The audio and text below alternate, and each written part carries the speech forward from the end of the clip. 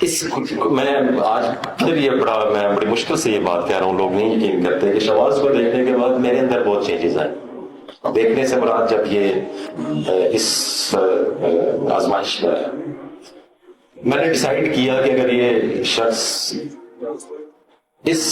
اپنے اس آزمائش کے ساتھ انسانیت کا درد رکھتا ہے تو میں اس طاقت کے ساتھ سول سروس میں آنے کے بعد، پولیس سروس میں آنے کے بعد میں کیوں نہیں لوگوں کی خدمت کر سکتا ہوں.